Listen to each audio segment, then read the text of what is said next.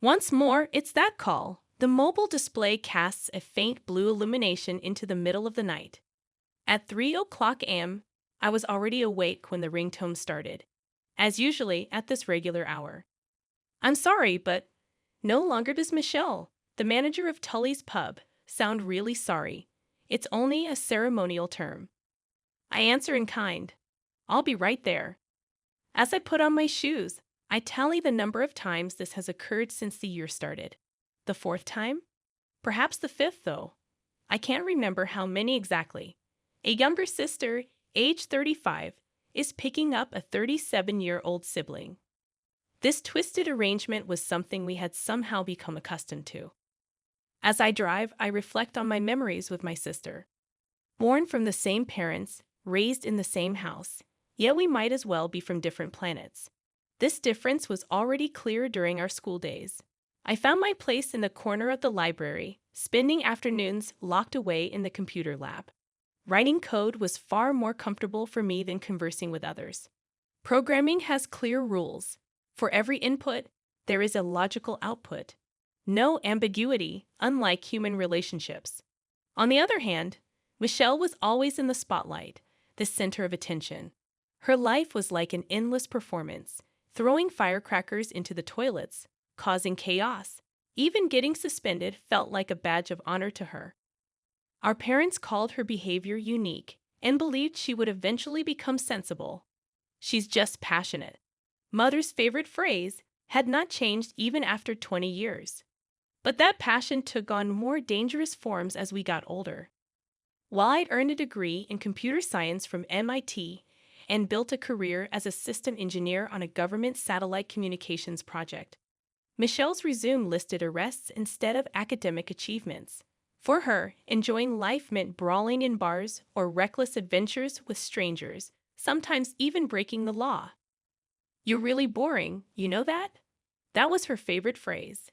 Every time she saw me spending my holidays writing code or assembling a new mechanical keyboard, she would say that. But the boring life she scorned was actually full of tension and responsibility. As a system engineer involved in government confidential projects, my life was always under scrutiny. During regular security clearance renewals, every aspect of my life was investigated. Family relations were no exception, and Michelle's existence was always a risk to my career. Last Christmas, that was the beginning of a definitive rift in our relationship. The family meeting on Christmas was tenser than usual because Michelle said she would bring her new boyfriend. Mom was excited to cook a turkey, and Dad opened a special bottle of wine as if this day would change something. However, Michelle showed up alone drunk. "He couldn't make it," she said, then began pouring herself a drink from the wine Father had opened, ignoring the worried glances from Mom and the stern looks from Dad. "Haven't you had enough?" I asked. Michelle flashed a challenging smile. Here we go, the perfect sisters lecture. Dinner turned into a disaster. Michelle didn't touch the food, just kept drinking wine. Then suddenly, standing up, she headed for the entrance. "It's Christmas. I'm going to see some friends," she said. When Dad tried to stop her, I noticed she was holding the keys to my car. She had taken them out of my bag without permission. "You're not planning to drive, are you?" I stood up. "It's too dangerous to drive in that condition." "Shut up," Michelle shouted. "It's none of your business. It's my life." The next moment, we were grappling at the entrance, me trying to retrieve the keys, and Michelle gripping them tightly. Our parents just yelled, "Stop it," but didn't take any concrete action, as usual. Eventually, I managed to get the keys back, but fueled by anger, Michelle stormed out. She got into an argument with a neighbor in the parking lot, and the police were called. When I explained the situation to the police and somehow managed to calm things down, I couldn't believe my parents' attitude. "If you were a bit more flexible," Mom looked at me as if blaming me. "You need to consider your sister's feelings too." Feelings? I raised my voice in disbelief. She was about to kill someone, driving drunk, and yet I'm the bad one? Dad spoke wearily. "You sisters should understand each other better." That night, I went home early, feeling as if the concept of family was a piece of glasswork slowly cracking. After the Christmas incident, Michelle's life spiraled further into chaos. At least twice a week, I get a call from some bar, sometimes from the police station too. Her arrest record piled up like a sad collection of medals. My parents' response was always the same. They justified Michelle's actions and asked me for understanding, as if the collapse of my sister's life was my responsibility. Then, at midnight one day, an unexpected visitor would completely change my life. The doorbell rang at 2 a.m. Peeking through the peephole, I saw Michelle with an unusual expression. Gone was her usual excitement and aggressive demeanor. Instead, there was a kind of calm. My intuition warned me it was a dangerous sign. "I need $2,000, she said. As soon as I opened the door, Michelle got straight to the point. No preamble, no explanation. I led her into the room. We couldn't discuss money in the middle of the night in the hallway. Michelle sat down on the sofa as if it were her own house. "What do you need $2,000 for?" I asked. As I spoke, her eyes began to dart around. "Don't worry about the details," she replied. "It's just an expense." That response heightened my caution. As someone with government security clearance, I have to be extremely sensitive to unclear financial transactions. "I can't give you the money without a detailed explanation." At that moment, Michelle's expression completely changed, as if a mask had fallen off. "You've really become a cold person, haven't you? Is your job more important than family?" "Family?" I couldn't help but let out a scornful laugh. Bail money in the middle of the night, rides to the police station, endless excuses. Which part of this is family? A dangerous glint appeared in Michelle's eyes. Ah, right. The perfect little sister wouldn't understand. Born with talent, never struggling. My voice trembled. Emotions I'd suppressed for years overflowed like a dam breaking. "While I was studying on holidays, what were you doing? Partying? Fighting in bars? Who's the one who doesn't know struggle? My career is all a result of effort." Michelle stood up. A cushion on the sofa rolled onto the floor. "Yes, of course. The smart little sister is always right," she sneered. Her voice mixed sarcasm with something else. Desperation? Or perhaps a desire for revenge. "Get out," I told her with a weary voice. "I can't give you the money. I can't get involved without knowing the reason." "You'll regret this," she said as she headed for the door. She turned back, her eyes swirling with a dark emotion I'd never seen before. It took me 3 days to understand the meaning of her words. One typical Tuesday night, I was buying dinner ingredients at the supermarket as usual and returned home after 9:00 p.m. I had been away for just 1 hour, but that 1 hour would change my life. The moment I opened the front door, something felt off. The air was different, and the living room light, which should have been off, was on. Since I started living in this house, I had never forgotten to turn it off. I was meticulous about checking before going out. I moved silently into the room. At first glance, there were no major changes minus 65-inch TV, game consoles, expensive laptop, all in their usual places. For a moment, I thought I might be overly sensitive. But as soon as I opened the bedroom door, that hope was shattered. The desk drawers, which should have been perfectly organized, looked as if a tornado had gone through. Important documents were scattered on the floor, and the organizing boxes were tampered with violently. As panic set in, a glimmer of hope crossed my mind. Tesla Sentry. The car parked in my driveway had a camera that must have seen everything. With trembling fingers, I took out the flash drive and connected it to my computer. The screen displayed a person wearing a mask. However, that silhouette, that way of walking, my heart pounded painfully. There was no mistaking it. The video recorded Michelle confidently entering my house. Although she wore a mask, she'd had taken it off by the time she tried to open the car door. It was a clumsy attempt, like that of an amateur robber, a reality I didn't want to believe. Yet deep down, I might have foreseen this. Years of destructive behavior had finally reached my sanctuary. I checked for damages. 2 luxury watches. That was a hard hit. But what truly tore my heart was the loss of my custom mechanical keyboard. into which I had poured my soul. The switches I had meticulously chosen over weeks, the passion invested in each keycap. It was not just a machine, it was part of my identity. To Michelle, it was probably just an item to be cashed in. This realization deeply fractured my heart. I picked up my phone. One last chance. I wanted to try speaking as adults. Let's talk about you breaking into my house. My voice sounded calmer than I expected. What are you talking about? Michelle's voice had the usual tint of acting. You suspect your own sister without any proof. The Tesla camera recorded everything, even the footage where you forgot to remove your mask. Silence fell on the other end of the phone. Then an unexpected response. If you had lent me that $2,000, none of this would have happened. Her defiant tone shattered something inside me fundamentally. Using that as an excuse to break into your sister's house and steal. At the age of 37, my voice cracked unintentionally. It's your fault. Michelle's voice sounded accusatory. You don't even try to help your sister who's in trouble because we're family. That's why That justifies robbery? I cut off her words. I'm tired of your twisted logic. Michelle started laughing on the other end of the phone. Her laugh had a maniacal resonance. I'll give you 20 minutes. I looked at the clock. If you return what you stole, I won't call the police. Michelle's laughter rang through the receiver, sounding maliciously thunderous. Her laugh was filled with all the arrogance and irresponsibility she had ever shown. You wouldn't dare. We're family, right?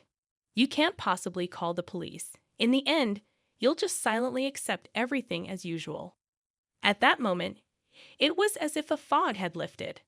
After more than 30 years, everything became clear. Memories of a lifetime raced through my mind like a rapid slideshow, excuses from childhood, shifting blame, and limitless forgiveness.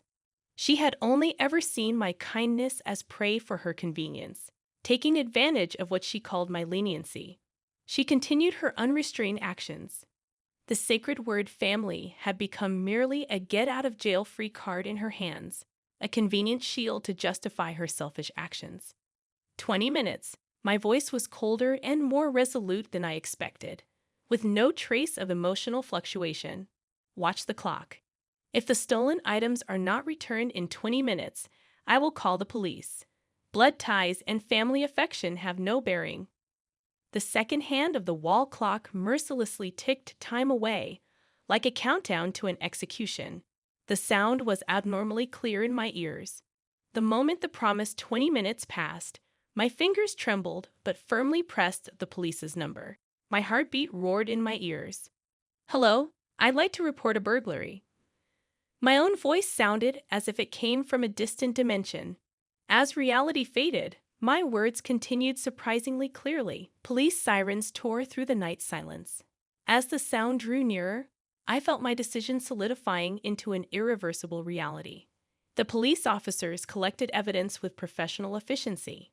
The definitive footage captured by Tesla's security camera, the desolate state of the ransacked room, a detailed list of stolen items, everything accumulated into perfect evidence. And, as expected, the sequence I had anticipated began. The sound of Hell's Gates opening echoed through the darkness of the night. Late at night, an agitated call from my father. I had never heard Dad's voice like that before. Have you lost your mind? To hand over your own sister, your own blood, to the police? What have you done? His voice had completely lost any rational restraint. What have I done? My voice trembled as I spoke, swallowed by a whirlwind of emotions. Michelle broke into my house and stole my belongings. Isn't she clearly the criminal here? A scornful laugh escaped Dad, piercing my heart like a merciless blade. You're the biggest traitor to this family for turning a family dispute into a police matter. Shameless. In the background, I could hear Mom sobbing, echoing through the room. Her crying sounded as if I had committed an irrevocable, unforgivable sin. If this is your final choice. Mom's voice was as cold and sharp as the ice of deep winter. Never call yourself our daughter again. You are no longer our child. The moment I heard that ultimate declaration of disavowment, strangely, A sense of calmness settled over me. It was as if I had been liberated from years of oppression, even feeling a bizarre sense of relief. How interesting! My voice was surprisingly calm.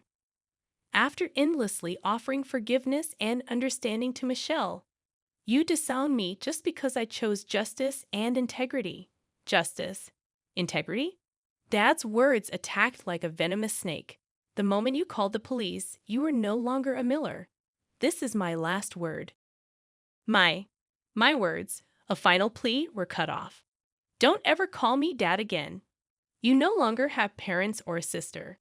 Just disappear. Don't ever show your face again. The sound of the phone hanging up was sharp, like a massive axe severing the bonds of family in one swift cut. That sound would likely be etched in my memory for a long time. Immediately after, notifications of being blocked on social media began to arrive. In the middle of the night, only the cold blue light from my phone illuminated the room. Perhaps this moment was an unavoidable fate. For years, my parents had chosen to side with Michelle, no matter what she did. 48 hours after the dissownment, my phone was filled with red icons indicating blocked calls from my family home. And family photos on social media were disappearing one after another. Watching my existence being systematically erased from the digital world felt like something out of a sci-fi movie. In that darkness, an unexpected light shone through. Have you ever considered what the pride of the Miller family is? The voice of my paternal grandfather, George Miller, echoed from my phone.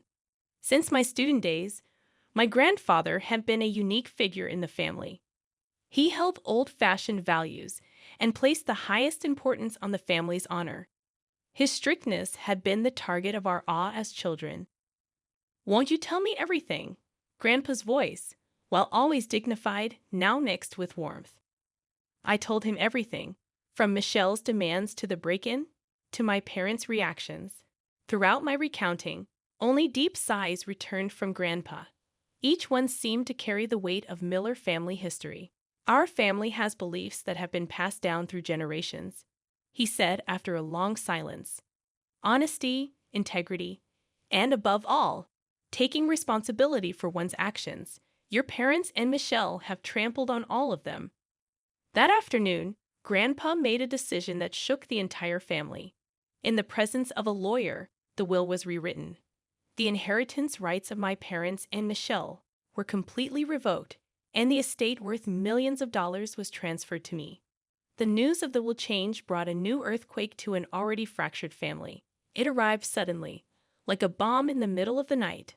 Mom's call was no longer filled with anger, but sounded like a desperate scream. "Why would you do this?" Her voice mixed with a madness I had never heard before. "Not satisfied with just sending Michelle to prison. Now you're taking our retirement too." This was not my decision. I chose my words carefully, trying to maintain calm. It was Grandpa's judgment. "Lies." Mom's voice cracked. "You manipulated Grandpa." "How cunning." Her accusation was cut off mid-sentence. In the background, Dad's voice could be heard. "Enough. She's as good as dead to us." The family split widened like a giant iceberg cracking. Voices of condemnation rose from Dad's siblings, and relations with relatives completely ceased. Meanwhile, the trial took on a more complex turn. Michelle's lawyer sought a reduced sentence based on her mental state. However, Grandpa appeared in court and gave an unexpected testimony. The courtroom was filled with silence the moment George Miller stood at the witness stand. The air froze. It's hard to believe he's 86 years old, standing there so dignified. "I would like to speak about the history of the Miller family." His voice quietly filled the courtroom. "My father, even while losing everything during the Great Depression, never resorted to dishonesty. During wartime, I risked my life to uphold justice." A moment of silence followed. "However, the current state of the Miller family is corrupted." Grandpa's statement stirred murmurs from the spectators. The repeated indulgence by the parents has stripped Michelle of any sense of responsibility. Then, Grandpa turned to look at me.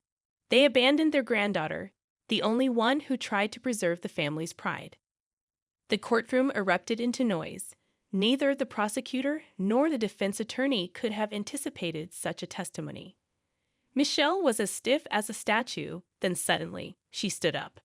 Objection. All eyes in the courtroom turned to her. Tears streamed down her cheeks. I have never taken responsibility for my own life. Michelle's voice trembled faintly. That $2,000? It was for gambling debts. I had already committed several burglaries before I broke into my sister's house. A scream from my mother rose from the spectators. Dad covered his face with his hands. I always thought my family would protect me, but they weren't protecting me. They were just ruining me. The prosecutor and the defense attorney were at a loss for words due to this unexpected turn of events. The judge frowned, and only the typing of the stenographer broke the silence. Then, Michelle turned toward me. You were right always, but we couldn't accept your righteousness. The courtroom fell eerily silent. Grandpa gripped his cane tightly. In that moment, Mom suddenly stood up. No, this is our responsibility. Her cry echoed throughout the courtroom. We, parents, we got it all wrong. The prosecution asked for 3 years. The sentence was 2 years with a suspended execution. It's Sunday afternoon at 2 o'clock. The sound of the old clock quietly echoes in Grandpa's study. This time has now become a solid anchor in my life. Life is ironic.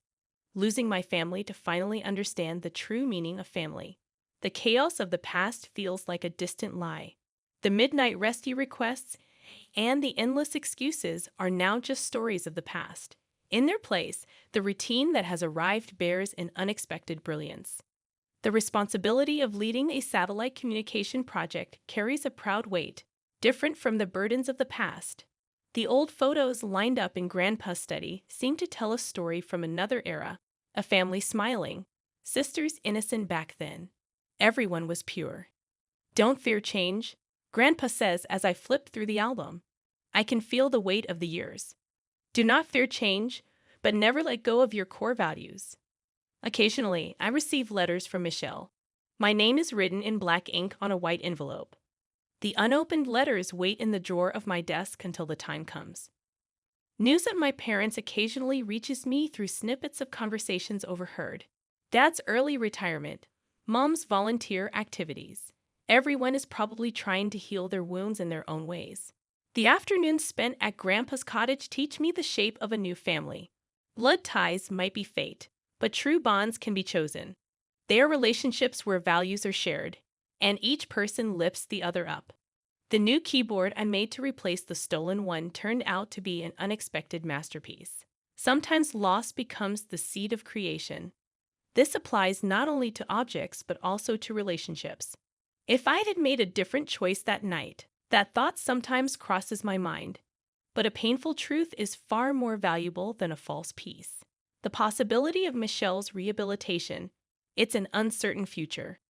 But if it does happen, I would like to build a relationship with a healthy distance. Perhaps people need to lose everything sometimes to understand what truly matters. I have chosen the path of truth. It may be lonely, but it's a path where I can leave firm footsteps of my own. There lies a new form of happiness.